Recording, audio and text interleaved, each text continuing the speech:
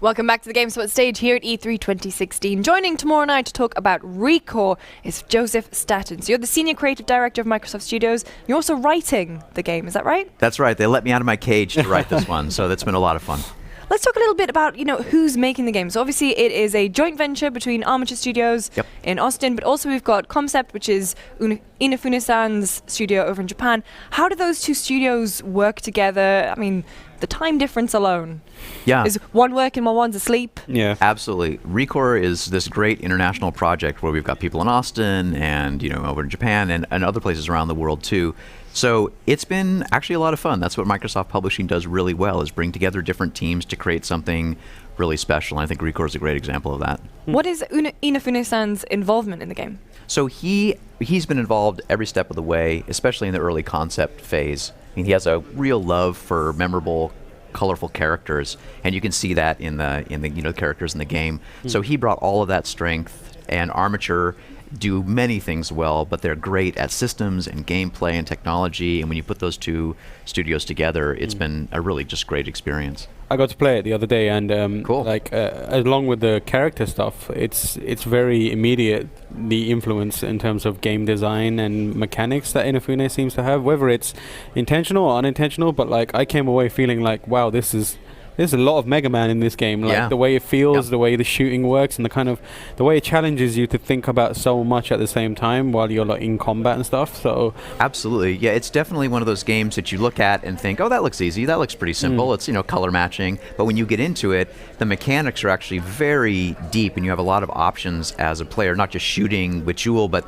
the way that you control your core bots, when you send them in to interrupt enemy attacks, all those kinds of things. We like to talk about it as having a classic feel, like a classic Mega Man or Metroid game, but brought into the modern era with a modern engine and some progression mechanics that you make it feel fresh. Yeah, I think one of your developers said it, it's a game about shooting, but not necessarily about focused aiming. Yeah, it's a lot about movement and reacting to what's around you, and kind of assessing threats and then figuring out what you can do to best manage those threats. Absolutely.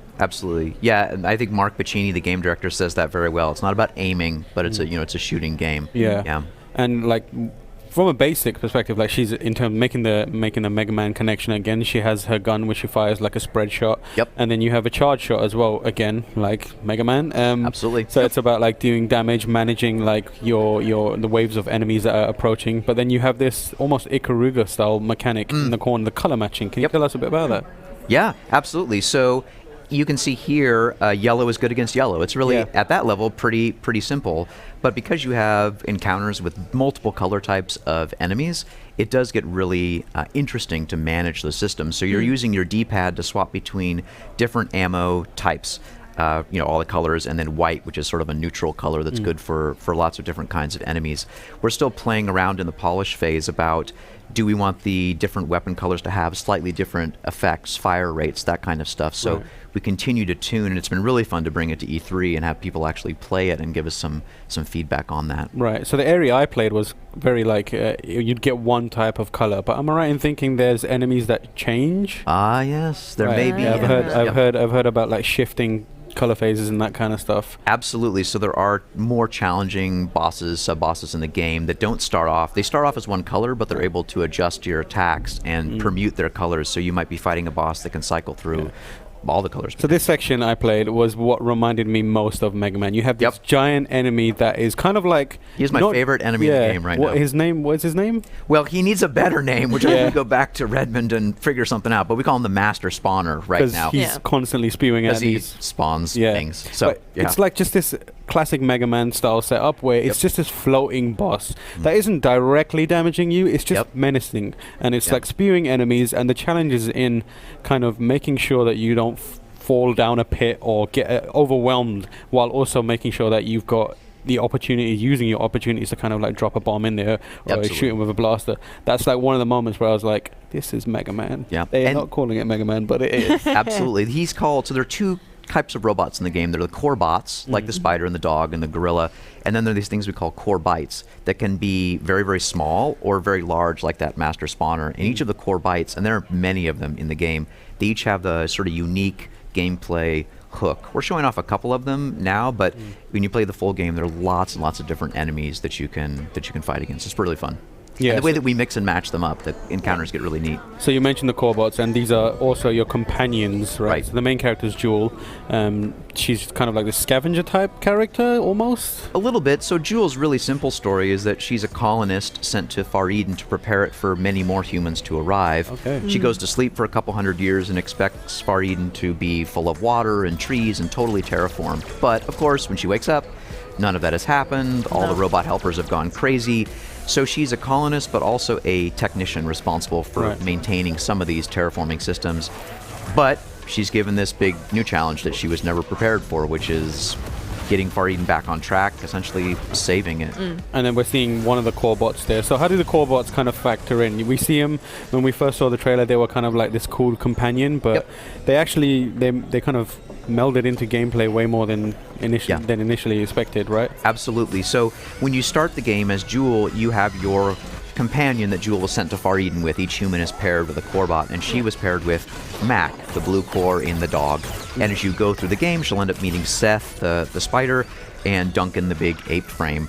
Each of them, you can see here, Seth has this unique ability to crawl around spider rails in the world.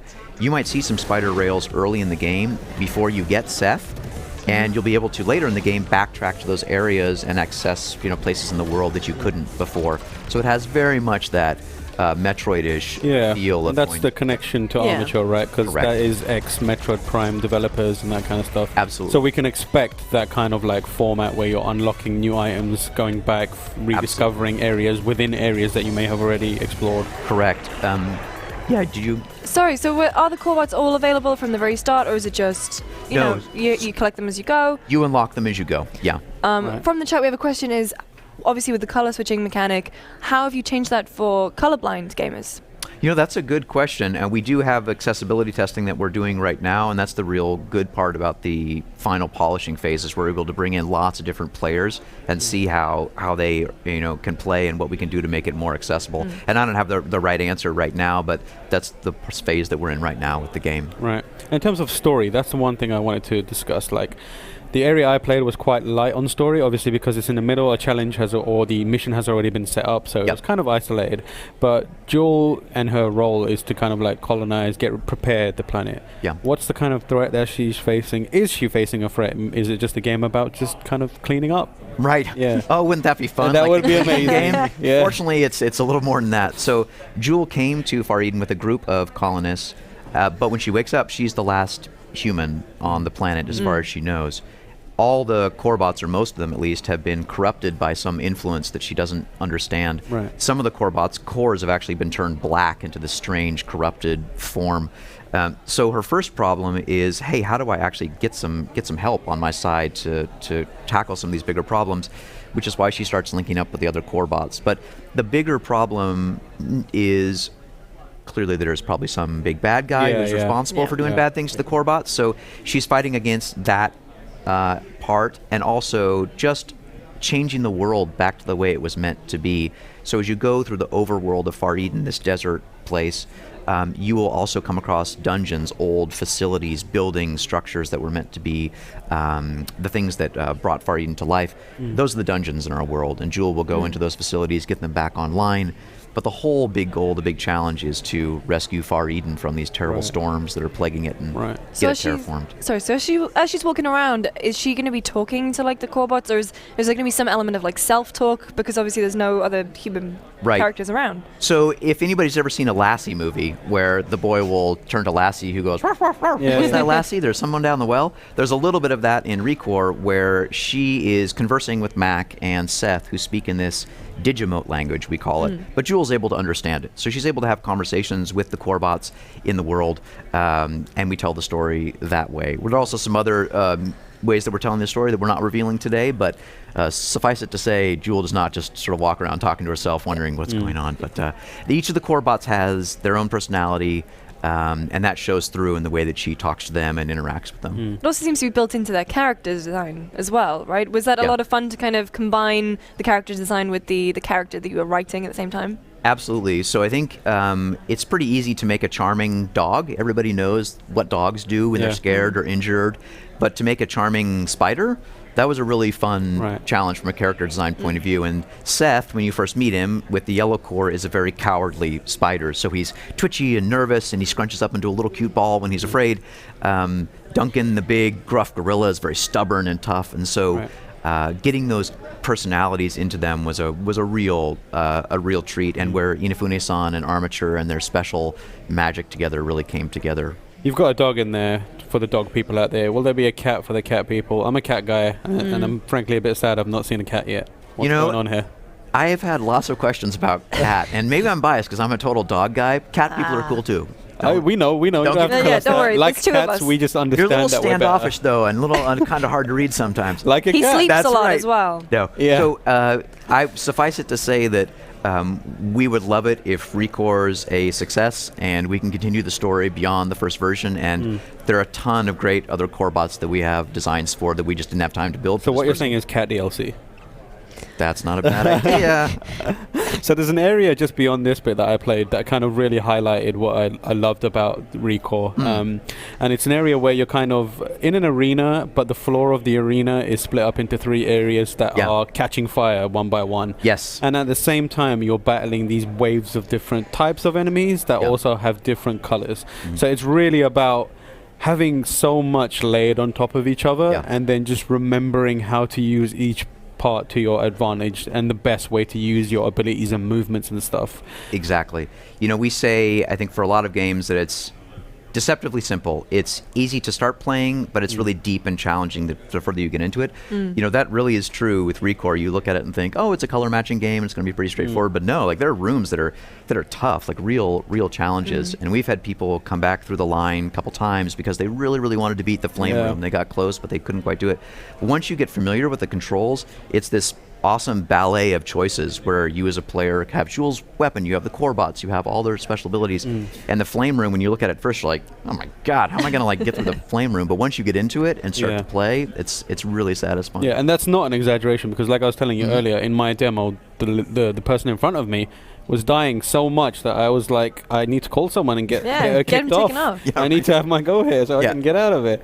But yeah, it is difficult. And there's also like, in my written preview of it, I also kind of likened elements of it to a bullet hell shooter. Yeah. Because obviously, like Mega Man, Joule has these thrusters on her feet that she can use to give her some like air control and dashing. And at times, there's so many enemies that are all firing these lasers at you that you've kind of like got to identify the hole and just like jump and use your thruster to kind of get through there so you can get a bit of like breathing room and then you can use that. So like, was that an influence too, like stuff like Ikaruga and, you know, bullet hell shooters? Yeah, and I don't know if you noticed this, but there is really no cover in the game. Yeah, like it's all about constant arenas. motion. Correct. So we like to say that your movement is your cover. Right. Like for Joule to evade the attacks like the expanding fire rings or the laser line that'll stun you, it's really all about jumping, dashing, getting out of the way. So that movement is super important, not just for the platforming traversal challenge, but actually to survive in combat. Joseph, thank you so much for joining us. I know you guys are like in the final polishing stages, but give us a quick reminder of the release date.